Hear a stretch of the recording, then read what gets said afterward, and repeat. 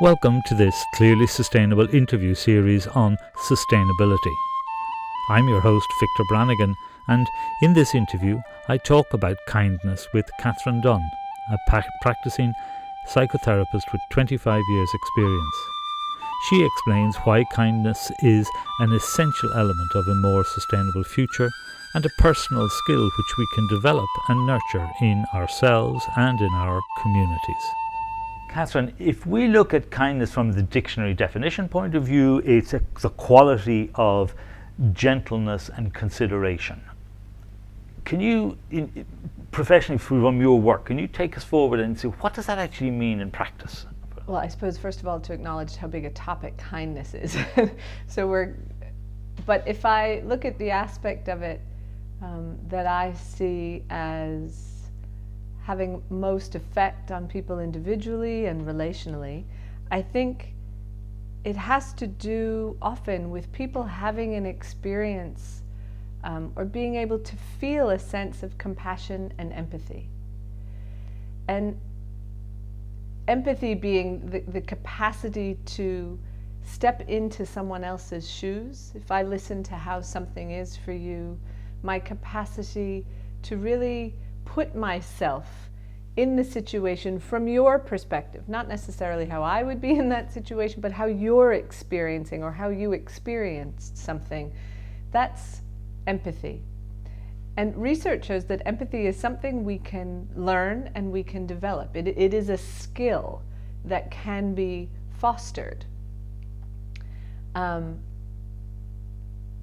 that's important because it enables us to make deeper connections. And one of the things we know about what helps that happen is the level of connection we have with ourselves.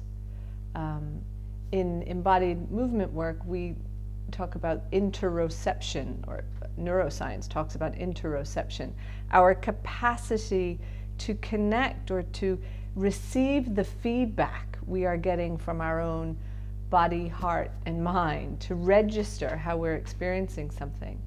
And the stronger our capacity for that is within ourselves, then the stronger our capacity is to attune to that in another. And what that means is we then have more of a capacity for a deeper connection with other outside of ourselves. And that generally will lead to more kindness.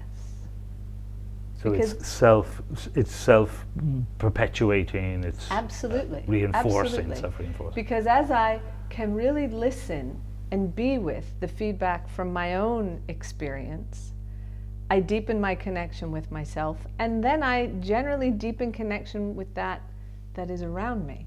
Okay. And that fosters my empathic capacity, and that then will sort of almost automatically define or strengthen my capacity for kindness. And I think it's important to note, kindness isn't it's not always just soft and fluffy. Right.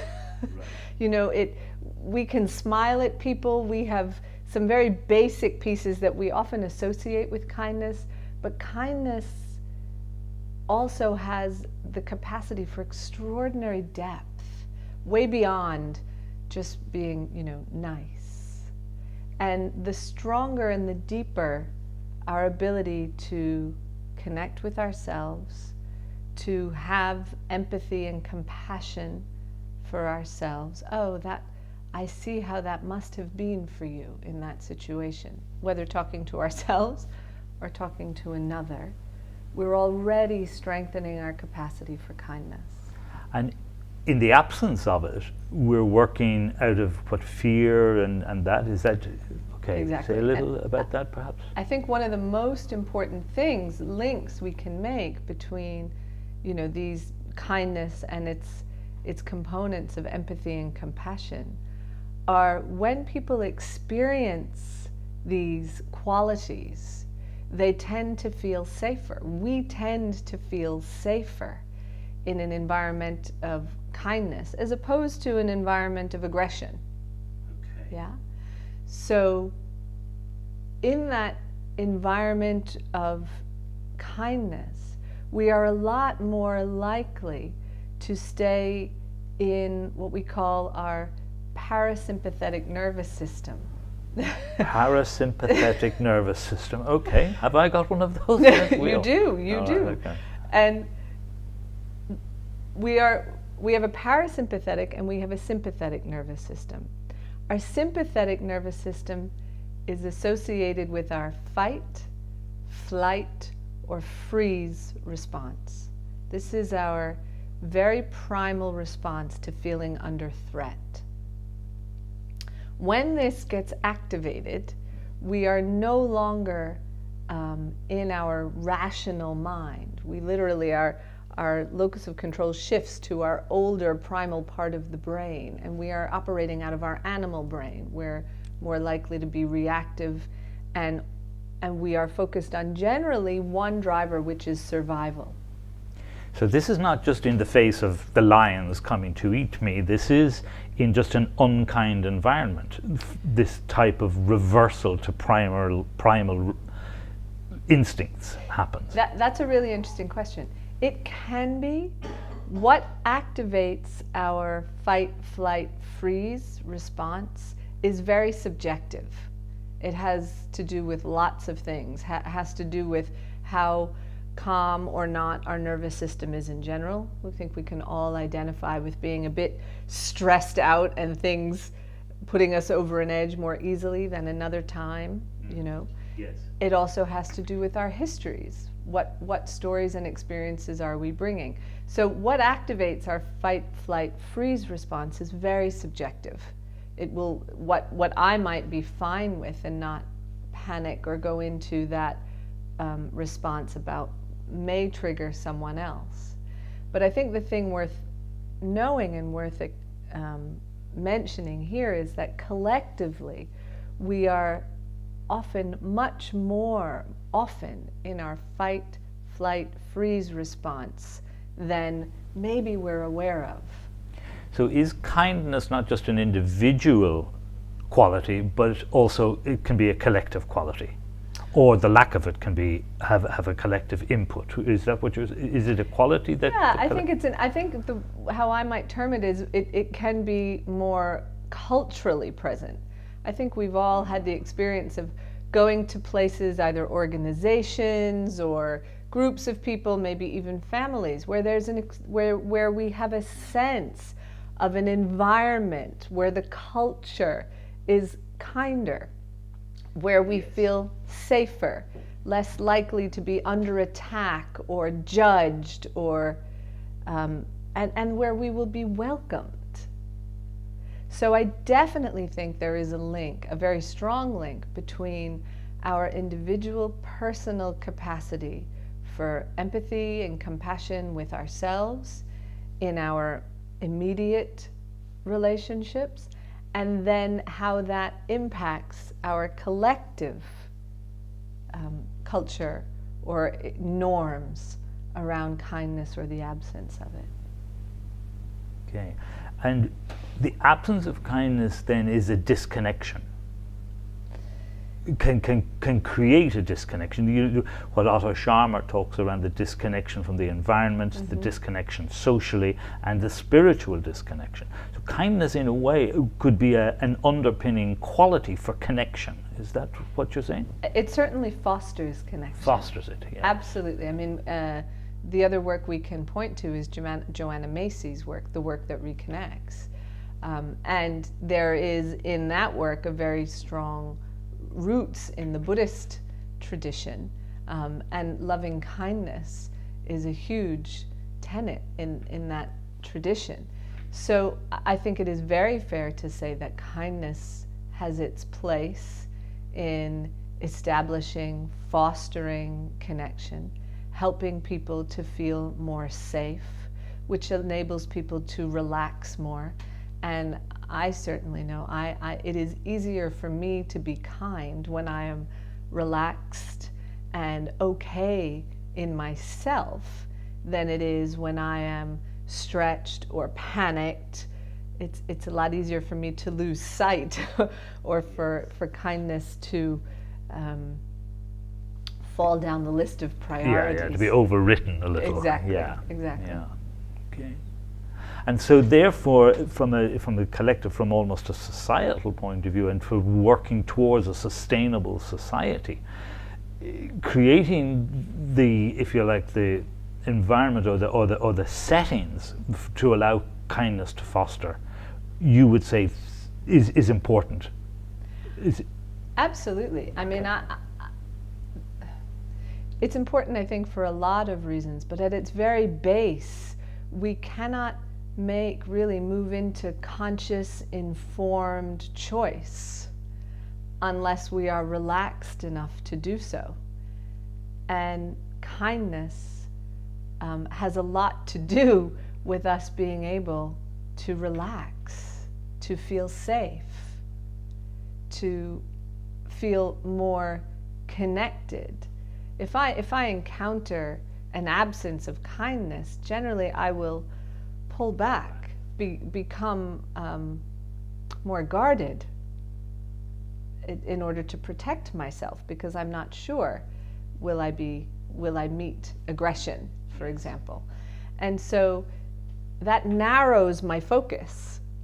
Whereas if I am feeling kindness and safety and I can relax, then there's a lot more scope for me to connect to those around me and ultimately to all that's around me. And as that connection and level of connection strengthens, I then can open up to the wider sense, the bigger questions. Also, not just on individual or person to person, but actually to a wider. Yeah, well, I think how I would frame that is, if I am not safe in my immediate environment, if I am not experiencing kindness, but potentially aggression or a lack of safety, then that's going to take a lot of my attention. My survival will take a lot of my attention.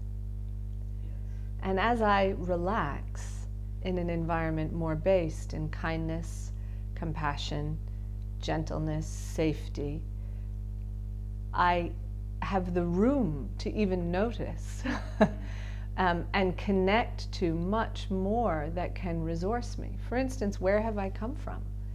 You know, who are my ancestors? What are the stories in my personal and collective history? When my immediate survival in this moment is not taking all of my attention, I have the room to inquire. Yes. And also the bigger questions of how I want to live my life and what I want to achieve and be part of. And presumably also going forward to your descendants. Exactly. That, you know, what we leave to future generations, which is a big issue, the intergenerational justice for sustainability. Absolutely. And it's only when I get a sense of my connection to those who are going to come after me that I can really open up to that kindness, empathy. What will it be like for them? Yes. And what do I want? What do I dream and wish it to be like? And what is important to me now in relation to that, in relation to how I live? So that extrapolating from the very individual to the being part of something bigger, I would say, if we track it back, is somewhat reliant on experiencing enough kindness within ourselves and with one another to have the space to give that our focus. And I think generally my experience of working with people for 25 years is when we do get that sense of purpose, of meaning of our life and being alive at this time, and engaging with that sense of passion of what's important to us, that's an extremely fulfilling place to be. Very good. Thank you very much. kindness. You're very kind to share this all with us, and we perhaps will look at other qualities that are not really obvious for sustainability, but in other interviews. So thank you very much for taking the time today, and I really appreciate your thoughts and wisdom from 25 years of experience of dealing with maybe the lack of kindness for a lot of people, unfortunately. But thank you for today.